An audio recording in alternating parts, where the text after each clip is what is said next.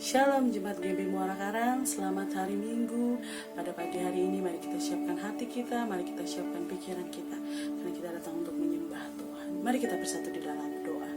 Kami mengucap syukur Tuhan buat kebaikan Tuhan dalam hidup setiap kami sepanjang minggu yang boleh kami lalui, buat penyertaan Tuhan, buat kesehatan, buat kekuatan yang Tuhan kasih dalam hidup setiap kami. Saat ini kami mau memuji, mau menyembah Tuhan. Kami percaya Engkau ada dimanapun kami berada pada saat hari ini Tuhan.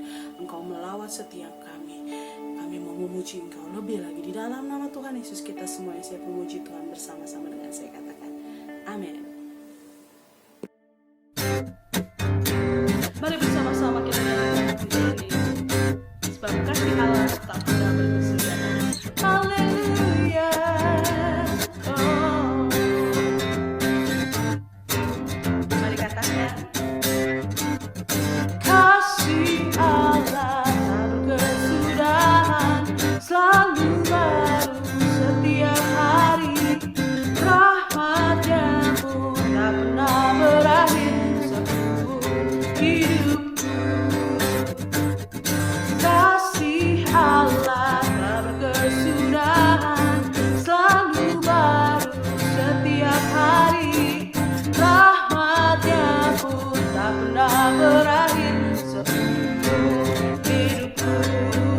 Dengan sukacitaku kan menari, dengan sorak-sorai memuji, kenaikan pujian haleluya, nyanyi bagi Dia Sang Raja, nyanyi bagi Dia Sang Raja. Dengan sukacitaku kan menari, dengan sorak-sorai memuji, kenaikan pujian haleluya, nyanyi bagi Dia Sang Raja, nyanyi bagi Dia Sang Raja, nyanyi bagi Dia Sang Raja, oh nyanyi bagi Dia Sang Raja selamanya.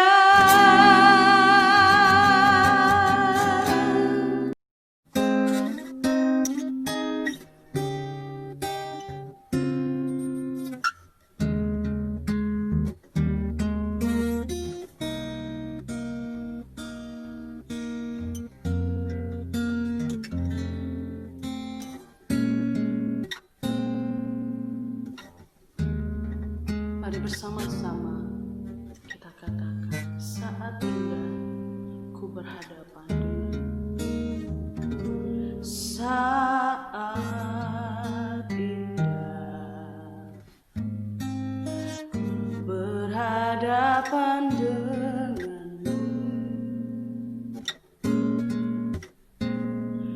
memandang wajah-Mu Yesus kekasih jiwaku.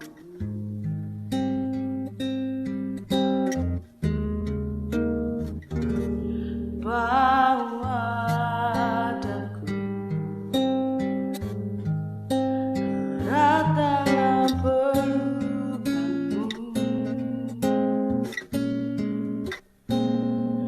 menikmati kasih dan indahnya hadirat-Mu,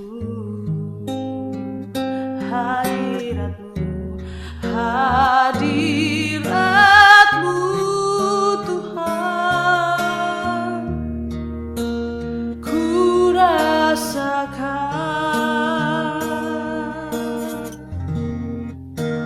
kekudusan-Mu Bapa, penuhiku,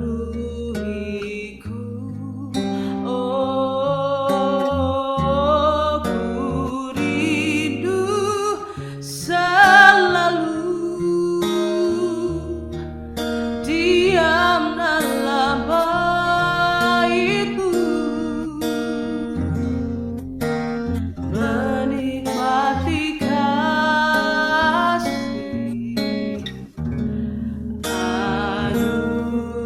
anugerah-Mu, hadirat-Mu, hadirat-Mu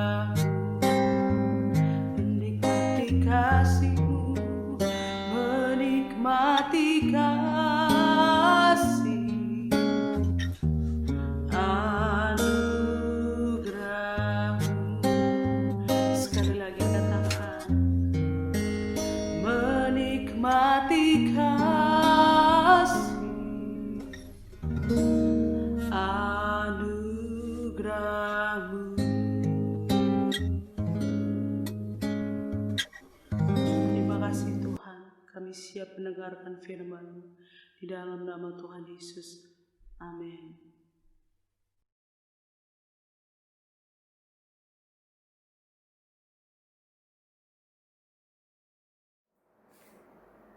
Shalom, selamat pagi Bapak Ibu Jemaat GBI Muara Karang yang saya kasihi di dalam Tuhan.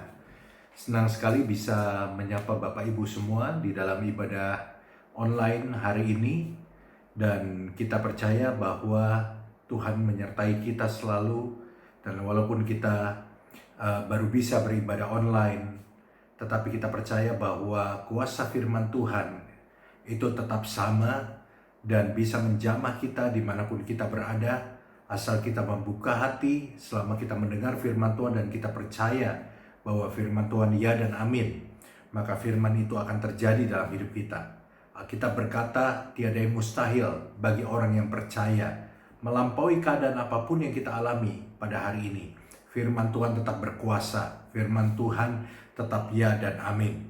Sebelum kita dengarkan firman Tuhan, saya mengajak kita semua untuk berdoa bersama-sama. Mari kita berdoa. Bapa Surgawi, terima kasih buat hari ini. Kami bersyukur karena hari ini kami masih bisa mendengarkan firman Tuhan. Dan apa yang kami alami, apa yang terjadi kepada kehidupan setiap kami hari-hari ini, mengajarkan kepada kami untuk kami boleh menghargai hidup kami. Kami boleh menghargai hal-hal berharga yang mungkin selama ini terabaikan, yaitu keluarga, orang-orang yang mengasihi kami, dan juga setiap nafas daripada kehidupan kami, setiap kesempatan-kesempatan yang Tuhan berikan kepada kami. Terima kasih Tuhan, dan biarlah hamba-Mu berdoa melalui ibadah online pada hari Minggu pagi ini. Tuhan menjamah kami, Tuhan menguatkan kami, Tuhan memberikan arahan kepada kami, untuk kami bisa mengetahui apa yang harus kami kerjakan, selama Tuhan izinkan kami menjalani hari-hari ini. Terima kasih Tuhan, urapi hamba-Mu, tuntun hamba-Mu Roh Kudus di dalam menyampaikan firman Tuhan. Dalam nama Yesus kami berdoa, amin.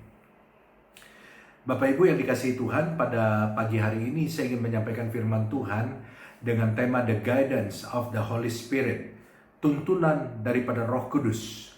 Roh Kudus itu bukan dongeng, saudara. Roh Kudus adalah roh yang dijanjikan oleh Tuhan pada waktu Yesus naik ke sorga. Dia berkata, aku tidak akan tinggalkan kamu sebagai yatim piatu, tapi aku akan minta kepada Bapa untuk mengirimkan penolong, penghibur. Roh Kudus itu ada di dalam hidup kita. Pada waktu seorang percaya kepada Yesus, maka pada saat yang sama, Roh Kudus masuk dalam kehidupannya. Dan ketika Roh Kudus masuk dalam kehidupan kita, dia nggak bisa masuk separuh-separuh, saudara. Dia nggak bisa masuk setengah-setengah. Ketika dia masuk dalam hidup kita, dalam hidup saudara dan saya yang percaya kepada Yesus, maka dia masuk seluruhnya, seutuhnya. Karena itu saya mau katakan kepada saudara, Anda tidak perlu lagi mengundang Roh Kudus. Sebab Roh Kudus itu sudah ada di dalam hidup kita pada saat kita percaya. Dan dia masuk seutuhnya. Mengapa dia masuk seutuhnya? Sebab Roh Kudus itu adalah pribadi. Walaupun seringkali Roh Kudus digambarkan seperti api, seperti angin, digambarkan seperti burung merpati, tetapi satu hal yang penting, Roh Kudus adalah pribadi. Dan sebagai pribadi, Roh Kudus itu nggak bisa masuk tangannya doang. Roh Kudus itu nggak bisa masuk kakinya doang atau kepalanya doang. Sewaktu dia masuk seutuhnya.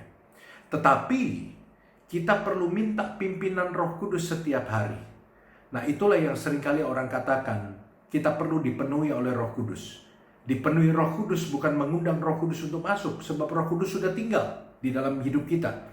Jangan suruh dia keluar masuk, saudara. Sekali dia masuk seutuhnya. Tetapi kita perlu dipimpin oleh Roh Kudus. Nah, orang seringkali mengistilahkan itu sebagai dipenuhi Roh Kudus. Ketika seseorang berkata, Roh Kudus penuhi aku, artinya orang itu sedang minta Roh Kudus untuk menuntun hidupnya. Nah, saudara-saudara yang dikasihi Tuhan, Roh Kudus yang Yesus berikan, yang masuk dan ada bersama dengan diri kita hari ini, adalah roh yang luar biasa. Sebetulnya ketika seseorang berjalan bersama dengan Roh Kudus, hidupnya harusnya menjadi luar biasa. Sebab apa? Sebab salah satu peran utama Roh Kudus adalah untuk membangun, menambahkan, meningkatkan sehingga kualitas hidup seseorang itu bertambah hari, bertambah naik, saudara. Dan sebagai pembangun, Roh Kudus itu juga mencipta dan memperbaharui. Nah, saya ajak kita melihat di dalam Mazmur pasal yang 104 ayat 30, firman Tuhan berkata demikian. Apabila engkau mengirimkan rohmu, munyor besar, bicara soal Roh Kudus, mereka tercipta. Dan selain mencipta apa? Dan engkau membaharui muka bumi. Dan inilah fungsi Roh Kudus, mencipta, memperbaharui, create and made. Bahkan kita bisa melihat bahwa Roh Kudus itu mencipta. Ketika Allah menciptakan langit dan bumi, Roh Kudus itu turut di dalam proses penciptaan. Di dalam Kejadian pasal 1 ayat 1 sampai ayat yang kedua, firman Tuhan berkata, pada mulanya Allah menciptakan langit dan bumi. Bumi belum berbentuk dan kosong. Gelap gulita menutupi samudera raya. Perhatikan. Dan roh Allah melayang-layang di atas permukaan air. Bapak Ibu Saudara, kalau di dalam perjanjian lama Bapak Ibu Saudara menemukan kata roh Allah atau roh Tuhan, ini bicara tentang Roh Kudus. Dan di sini jelas dikatakan bahwa pada waktu Allah menciptakan langit dan bumi itu masih kosong, belum berbentuk, Roh Kudus sudah ada. Dan di dalam ayat ketiga dan selanjutnya, saudara bisa melihat mulailah ciptaan-ciptaan terjadi. Dan ini membuktikan bahwa Roh Kudus turut berperan dalam proses penciptaan langit dan bumi. Bapak Ibu Saudara yang dikasihi Tuhan, Roh Kudus di dalam kehidupan kita itu disediakan oleh Allah untuk membuat hidup kita lebih baik. Terutama di masa-masa pandemi ini ada banyak orang bingung mau ngapain. Mereka mau melangkah ke kiri atau ke kanan, mereka ragu-ragu, dan kemudian bahkan ada orang yang menatap dengan tatapan kosong. Apa yang harus saya lakukan ya? Saya nggak tahu. Aduh, seakan-akan tiba-tiba awan itu menjadi kelabu, masa depan itu menjadi suram, dan mereka nggak berani melangkah. Nah, Bapak Ibu Saudara, kita perlu Roh Kudus menuntun kita. Sebab Roh Kudus itu luar biasa. Sekali lagi saya ingin katakan, Tuhan menyediakan Roh Kudus di dalam hidup kita, tinggal bersama dengan kita, sebetulnya untuk menjadikan hidup kita meningkat, untuk membangun kehidupan kita, sehingga orang-orang yang berjalan bersama dengan Roh Kudus, hidupnya akan pasti naik, hidupnya tidak akan turun, hidupnya akan selalu meningkat. Sayang sekali ada banyak orang Kristen yang Roh Kudus ada di dalam hidupnya, tapi tidak mengalami keluar biasaan daripada Roh Kudus. Sekali lagi, pagi ini saya ingin katakan, Roh Kudus membuat hidup saudara dan saya menjadi luar biasa. Mari katakan bersama-sama dengan saya, Roh Kudus membuat hidup saya menjadi luar biasa. Roh Kudus membuat hidup saya menjadi lebih baik daripada sebelumnya. Nah, pagi hari ini kita akan belajar bersama-sama melihat kebenaran firman Tuhan. Apa yang dilakukan oleh Roh Kudus untuk membuat hidup kita menjadi lebih baik? Roh Kudus bisa menolong saudara di masa-masa pandemi ini. Roh Kudus bisa membuat hidup saudara lebih baik di masa pandemi ini. Buka hati saudara, mari kita melihat poin demi poin yang sederhana ini. Bagaimana Roh Kudus bisa membuat hidup kita menjadi lebih baik. Yang pertama, Roh Kudus membuat hidup kita menjadi lebih baik dengan cara apa? Menuntun kita, memberikan hikmat, memberikan inspirasi, memberikan bimbingan kepada kita. Di dalam apa? Di dalam mengambil setiap keputusan. Sehingga kita bisa mengambil keputusan yang benar, yang tepat. Saudara-saudara yang dikasihi Tuhan, mengambil keputusan yang tepat itu sangat penting. Tetapi Roh Kudus bukan hanya menuntun saudara untuk mengambil keputusan yang tepat, tetapi juga Roh Kudus menuntun saudara mengambil keputusan yang benar. Artinya apa? Keputusan yang dituntun oleh Roh Kudus itu akan menjadi keputusan yang berada di dalam rencana Tuhan. Berada di dalam koridor firman Tuhan. Tidak keluar, tidak melenceng. Dan ini penting. Kenapa? Karena orang-orang yang hidup di dalam firman Tuhan, orang-orang yang hidup di dalam rencana Tuhan, orang-orang yang hidupnya benar di dalam Tuhan, itu pasti akan diberkati oleh Tuhan. Nah, saya ingin mengajak kita melihat di dalam perjanjian lama, Yesaya 63 ayat 13-14. Saya bacakan buat saudara, yang menuntun mereka melintasi samudera raya seperti kuda melintasi padang gurun, Mereka tidak pernah tersandung. Seperti lemak, seperti ternak yang turun ke dalam lembah, Roh Tuhan membawa mereka ke tempat perhentian. Demikianlah engkau memimpin umatmu untuk membuat nama yang agung bagimu. Saudara-saudara, kisah ini menceritakan tentang bagaimana bangsa Israel keluar dari perbudakan di Mesir. Dan mereka berjalan melintasi padang gurun menuju ke tanah perjanjian yang Tuhan sediakan buat mereka. Dan jelas di sini dikatakan bahwa dalam perjalanan melintasi padang gurun itu, Roh Kudus, sekali lagi ketika saudara menemui kata Roh Tuhan itu berarti Roh Kudus.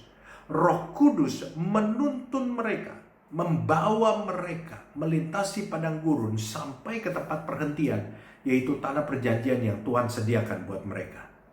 Saudara-saudara yang dikasihi Tuhan, mungkin kehidupan kita sekarang seperti bagaikan berjalan di padang gurun, seperti bangsa Israel. Tiba-tiba kita melihat semua kehidupan kita gersang.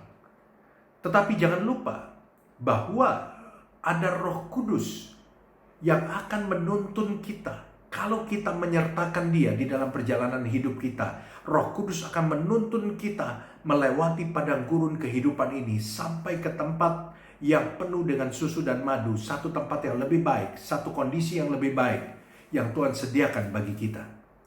Di dalam Yohanes 16 ayat 13 dikatakan demikian, tetapi apabila Ia datang, yaitu Roh kebenaran, Ia akan memimpin kamu ke dalam seluruh kebenaran. Sebab Ia tidak akan berkata-kata dari dirinya sendiri, tetapi segala sesuatu yang didengarnya, itulah yang akan dikatakannya. Dan Ia akan memberitakan kepadamu hal-hal yang akan datang. Inilah alasan kenapa kita perlu menyertakan Roh Kudus dalam hidup kita. Sebab dikatakan di dalam ayat tadi, bahwa roh kebenaran itu, yaitu Roh Kudus, Dia akan memimpin kita kepada seluruh kebenaran. Dia akan menjaga kita, supaya kita tidak melenceng dari firman Tuhan. Dia akan membimbing kita, memagari kita. Dia akan menginspirasi kita, sehingga kita mengambil keputusan, mengambil jalan yang benar seturut firman Tuhan. Dan dikatakan di dalam ayat tadi, bahwa Roh Kudus itu akan memberitakan kepada kita hal-hal yang akan datang.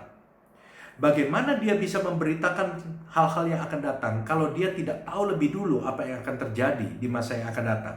Ini berarti bahwa Roh Kudus tahu masa depan. Roh Kudus tahu apa yang akan terjadi di depan sana. Dan ketika seseorang dipimpin oleh Roh Kudus, maka setiap keputusan yang dipimpin oleh Roh Kudus itu adalah keputusan yang akan mengantisipasi hal-hal yang akan datang. Sebab dikatakan Roh Kudus akan memberitakan hal-hal yang akan datang. Dia tahu ke depan. Dia tahu lebih jauh ke depan dibandingkan dengan kita. Kadang-kadang kita sulit untuk menerima tuntunan Roh Kudus. Karena kita pikir apa? Ini Roh Kudus menuntun kita kepada hal yang aneh.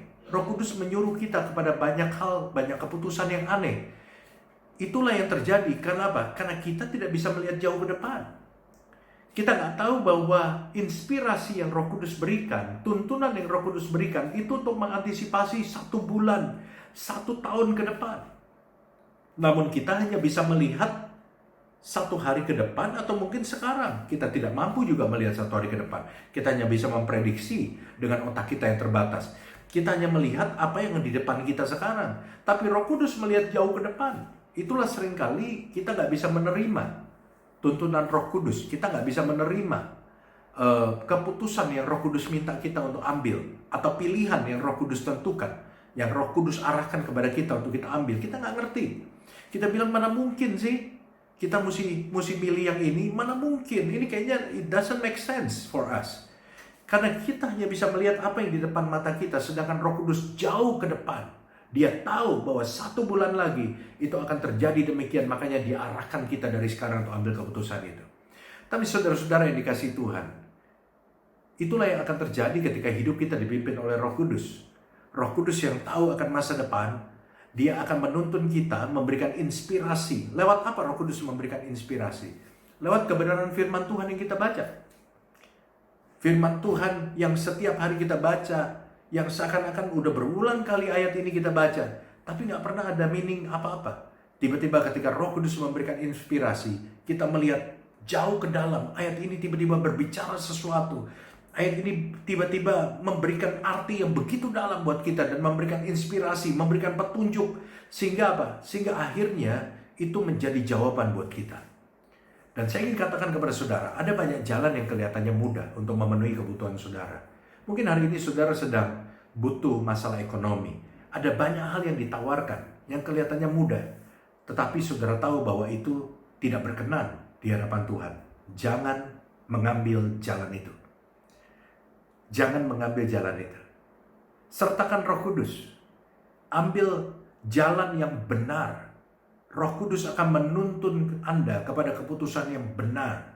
Ketika Anda mengambil keputusan yang salah, maka saudara sedang membuka masalah yang baru di dalam kehidupan saudara. Ini yang pertama, saudara. Bahwa Roh Kudus itu bisa membuat kehidupan kita lebih baik. Di masa pandemi ini, Roh Kudus bisa mengilhami kita. Memberikan kepada kita inspirasi sehingga kita tahu apa yang harus kita kerjakan, sehingga kita tidak menjadi orang yang latah, yang ikut-ikutan. Ada orang buka ini, kita buka ini, tetapi kita bisa menjadi orang yang cermat, menjadi orang yang jeli melihat satu kondisi dan minta Roh Kudus untuk menyingkapkan kepada kita apa peluang yang bisa kita ambil di masa seperti ini. Saya yakin di dalam setiap krisis ada peluang. Selalu ada orang-orang yang diberkati di dalam krisis.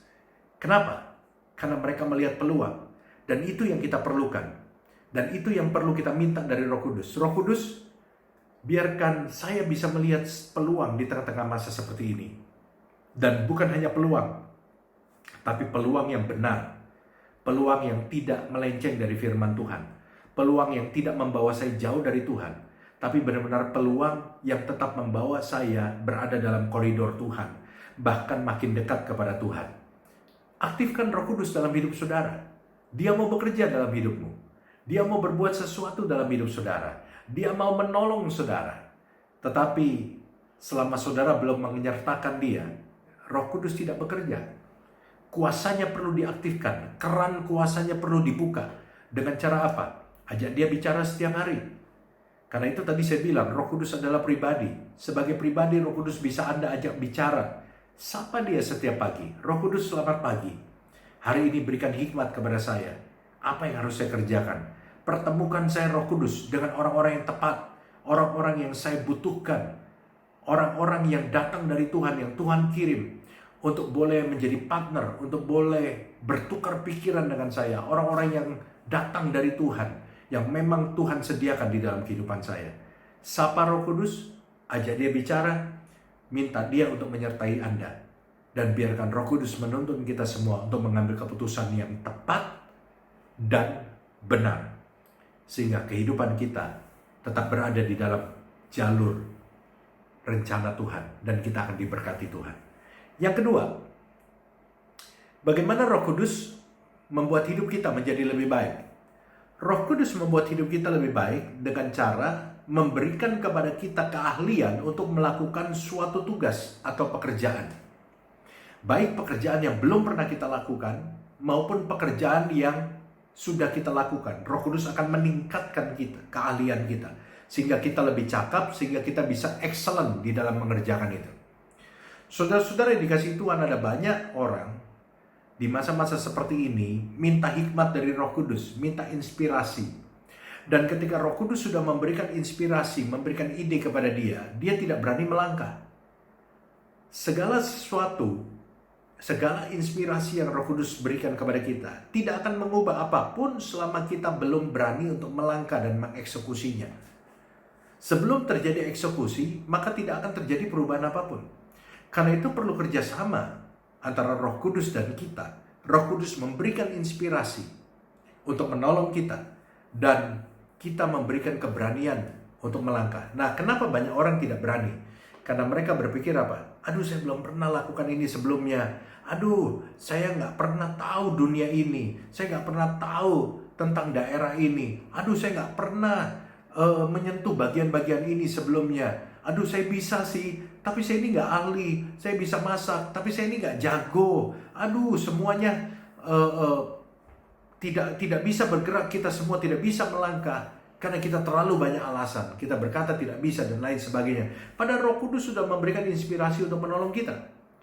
Nah, Roh Kudus selain dia memberikan inspirasi, dia juga mampu untuk memberikan keahlian kepada kita untuk bidang-bidang yang tidak pernah kita kuasai sebelumnya. Ada berapa banyak orang di masa-masa seperti ini, mereka tiba-tiba menjadi ahli di dalam bidang yang nggak pernah mereka lakukan sebelumnya. Di dalam hal-hal yang tidak pernah mereka sentuh sebelumnya. Nah, minta Roh Kudus untuk memberikan keahlian itu kepada saudara. Saya ingin kita melihat di dalam Perjanjian Lama, dalam Keluaran pasal 31 ayat 2 sampai ayat yang ketiga, ada satu kisah yang menarik di sini.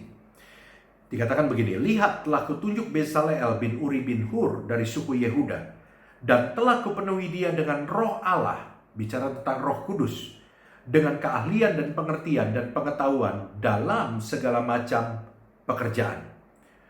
Saudara yang dikasihi Tuhan, ini kisah masih tentang Musa membawa bangsa Israel keluar dari Mesir. Tuhan meminta Musa untuk membuat kemah pertemuan. Tuhan memberitahu setiap detail dari kemah pertemuan itu, dan tentunya kita berpikir, wah, kalau semuanya udah dikasih tahu gampang dong buatnya. Secara logika begitu, betul. Semakin banyak informasi yang kita dapat, semakin mudah kita bisa mengerjakannya. Namun, saudara, Musa menemui kendala. Padahal Musa diberitahu secara detail. Kemah itu terbuat dari apa, ukirannya, bahannya apa, perkakasnya dari apa, mesti seperti apa, ukurannya bagaimana. Masalah apa yang Musa hadapi? Karena dia tidak mendapati ada orang-orang yang ahli di dalam bangsa Israel yang dia bawa keluar. Di Mesir, bangsa Israel itu hanya menjadi budak. Nggak ada yang sekolah S1 jurusan arsitektur atau desain atau seni pahat dan lain sebagainya, saudara. Sehingga walaupun Musa sudah diberitahu mendapatkan informasi yang lengkap tentang ukuran dan lain sebagainya, Musa tidak bisa mengerjakannya karena memang tidak ada tenaga ahli yang bisa mengerjakan itu. Tetapi sekali lagi saya ingin katakan kepada saudara, ketika Tuhan memberikan suatu tugas, ketika Tuhan memberikan inspirasi kepada saudara, Tuhan akan memperlengkapi saudara. Bezaleel itu dipenuhi oleh Roh Tuhan. Alkitab katakan, sehingga pada waktu Roh Tuhan memenuhi dia, Roh Kudus memenuhi dia, Bezaleel menjadi orang yang cakap. Dia bisa menjadi tukang yang piawai dalam mengukir logam, kayu, dan batu-batu berharga, dan dia diberikan tugas untuk membuat kemah suci. Bahkan bukan cuma itu, saudara. Dia bisa membuat tim dan mengajarkan kepada orang lain yang tidak bisa, menjadi ahli. Dan ini luar biasa, saudara. Karena apa? Karena Roh Kudus itu memenuhi dia. Roh Kudus itu menghinggapi dia, mengurapi dia. Satu kisah lagi tentang seorang yang bernama Otniel di dalam Hakim-Hakim 3 ayat 9 sampai ayat yang ke-10. Lalu berserulah orang Israel kepada Tuhan, maka Tuhan membangkitkan seorang penyelamat bagi orang Israel, yaitu Otniel, anak Kenas, adik Kaleb. Roh Tuhan, Roh Kudus menghinggapi dia, dan ia menghakimi orang Israel. Ia maju berperang, lalu Tuhan menyerahkan Kusyan Rishyataim, Raja Aram, ke dalam tangannya, sehingga ia mengalahkan Kusyan Rishyataim. Saudara-saudara, kisah ini terjadi waktu bangsa Israel melakukan apa yang jahat di mata Tuhan. Sehingga Tuhan menyerahkan mereka kepada Raja Aram Mesopotamia yang namanya Kusyan Rishyataim. Mereka jadi budak, jadi tawanan. Di tahun ke-8, bangsa Israel ini bertobat, menyesal. Dia berteriak kepada Tuhan. Mereka berteriak minta tolong, minta ampun sama Tuhan. Dan Tuhan membangkitkan seorang yang namanya Otniel. Dikatakan apa? Roh Tuhan menghinggapi Otniel. Otniel adalah seorang tahanan sama seperti yang lain. Tapi ketika Roh Tuhan, Roh Kudus menghinggapi dia, maka tiba-tiba Otniel mempunyai kepiawaian, keahlian di dalam mengatur strategi perang. Dia membentuk pasukan yang akhirnya bisa mengalahkan Raja Aram Mesopotamia yang menawan mereka dan memenangkan peperangan. Saudara-saudara yang dikasihi Tuhan, saya mau katakan kepada saudara, jangan remehkan kuasa Roh Kudus. Orang yang diurapi oleh Roh Kudus akan membuat dia memiliki keahlian untuk melakukan suatu tugas atau pekerjaan dengan excellent, dengan yang terbaik. Roh Kudus juga bisa memakai segala hal yang kita miliki. Roh Kudus bisa memakai pengetahuan yang kita pelajari. Roh Kudus bisa memakai bakat yang dianugerahkan kepada kita. Roh Kudus bisa memakai keahlian-keahlian kita untuk apa? Ditingkatkan. Supaya lebih baik. supaya kita bisa menjadi orang-orang yang terbaik dan mengerjakan semuanya dengan excellent, dengan luar biasa. Karena itu minta kepada Roh Kudus. Saudara mungkin bisa buat kue. Minta kepada Roh Kudus. Roh Kudus, urapi saya. Supaya kemampuan saya membuat kue itu bisa ditingkatkan. Nah, kalau udah kelar buat kue, tester. Kasih Pak Fajar dulu. Ya, kasih coba dulu pengurus gereja. Ya, kalau udah buat kue, coba. Kasih orang coba. Nanti biar saudara lihat kesaksian, kue kamu kok tambah enak ya? Ini pakai apa ini? Kalau saudara bisa berbuat sesuatu, minta Roh Kudus untuk meningkatkan skill saudara, keahlian saudara. Roh Kudus mampu untuk mengajar. Roh Kudus mampu untuk memberikan keahlian. Dalam Nehemia pasal 9 ayat 20a dikatakan, dan engkau memberikan kepada mereka rohmu yang baik. Mu-nya huruf besar, R-nya huruf besar. Untuk apa? Untuk mengajar mereka. Roh Kudus adalah roh yang mampu untuk memberikan kepada kita keahlian melakukan suatu tugas, bahkan yang belum pernah kita kerjakan sekalipun. Ini yang kedua. Yang ketiga, yang terakhir, Roh Kudus membuat hidup kita lebih baik. Roh Kudus menolong kita dengan cara apa? Memberikan kepada kita kekuatan di dalam menghadapi setiap kesulitan. Saudara-saudara, untuk mencapai garis finish, maka kita memerlukan daya tahan. Daya tahan sangat diperlukan, merupakan salah satu kunci keberhasilan untuk mengalami hal-hal yang sulit, untuk kita memenangkan masa-masa yang sulit dalam hidup kita. Di dalam Roma pasal 8 ayat 26 sampai 27, ini ayat yang terakhir. Demikian juga roh, huruf besar rohnya, membantu kita dalam kelemahan kita. Sebab kita tidak tahu bagaimana sebenarnya harus berdoa. Tetapi roh sendiri berdoa untuk kita kepada Allah dengan keluhan-keluhan yang tidak terucapkan. Dan Allah yang menyelidiki hati nurani mengetahui maksud roh itu, bahwa ia sesuai dengan kehendak Allah berdoa untuk orang-orang kudus. Roh Kudus adalah roh yang diberikan kepada kita sebagai penolong. Nah, di dalam bahasa Yunani, kata menolong atau membantu adalah sebuah kata yang menggambarkan seorang yang membantu orang lain itu mengangkat beban yang sangat berat. Ini menurut Bible Knowledge Commentary. Kita adalah orang yang digambarkan sebagai orang yang menanggung, membawa beban yang berat. Dan orang yang menolong itu adalah Roh Kudus. Jadi hari ini kalau saudara punya beban yang berat, Roh Kudus adalah penolong. Dia mampu untuk membantu saudara, mengangkat beban saudara. Nah, di dalam ayat tadi dikatakan apa? Salah satu caranya Roh Kudus menolong kita, yaitu membantu kita berdoa. Roh Kudus mendoakan apa yang kita doakan, apa yang kita butuhkan dengan keluhan yang tidak terucapkan. Nah, biasanya orang karismatik langsung mengartikan keluhan yang tidak terucapkan ini dengan bahasa roh. Tidak ada salahnya. Tetapi Roh Kudus juga membantu kita dengan berdoa dengan keluhan yang tidak terucapkan. Itu bukan hanya artinya bahasa roh, tetapi juga bahasa air mata, saudara.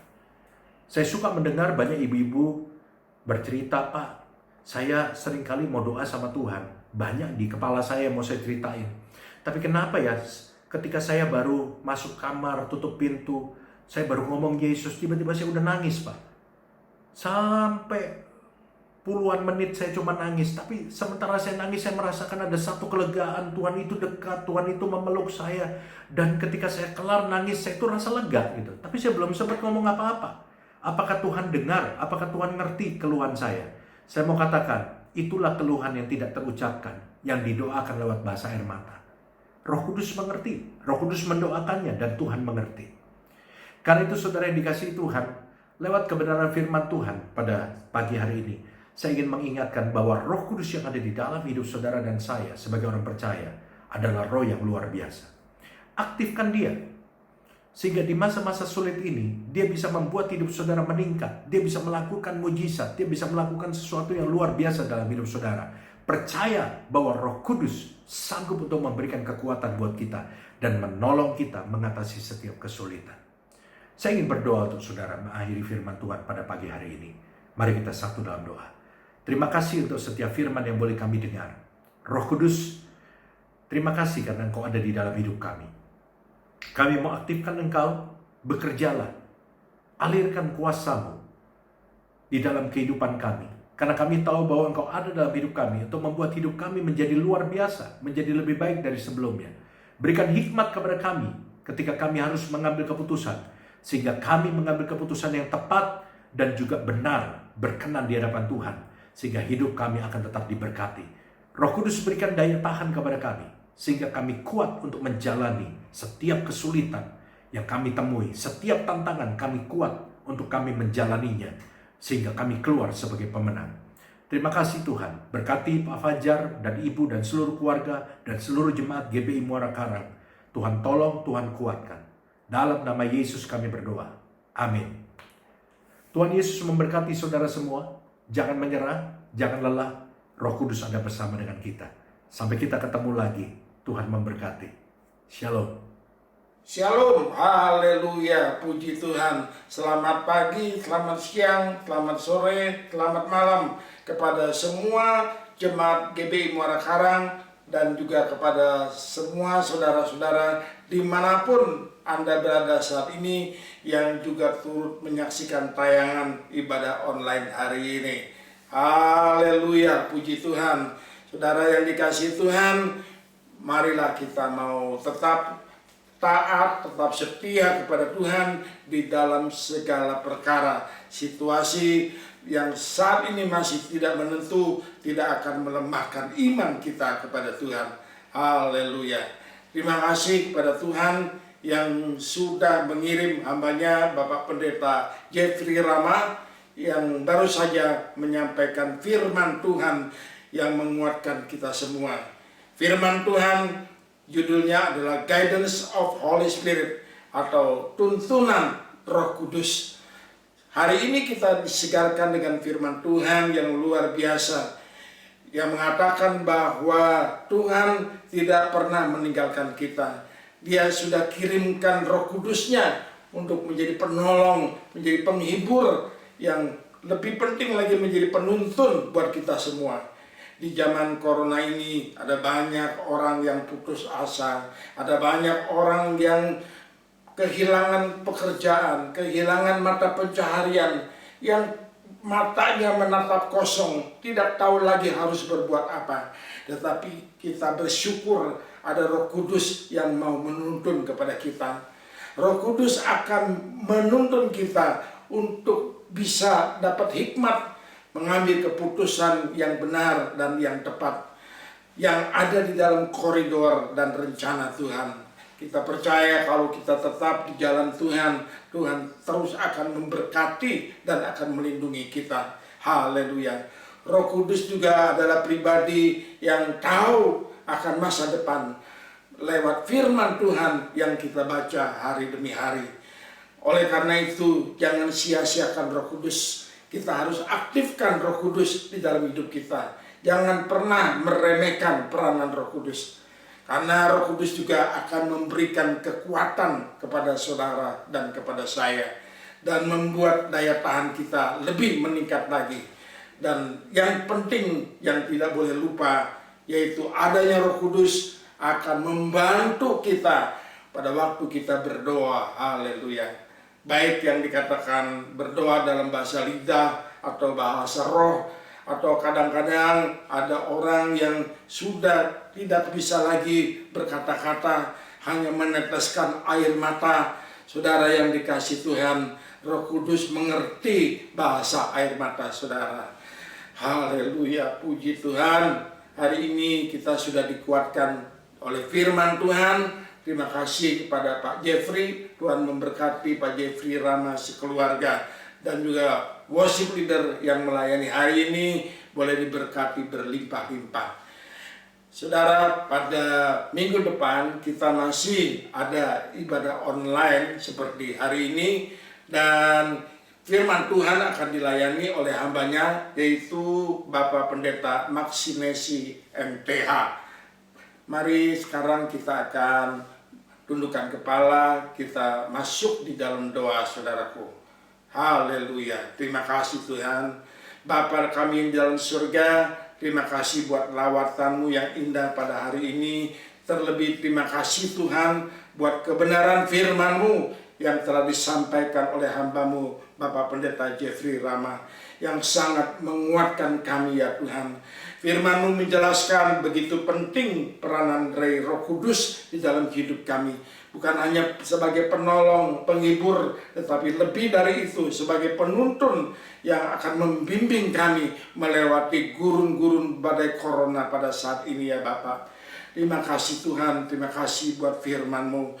Dan Engkau berkati Pak Jeffrey, berkati semua yang sudah mendukung pelayanan pada hari ini dengan kasih-Mu yang berlimpah-limpah. Tuhan berkati rakyat dan bangsa Indonesia.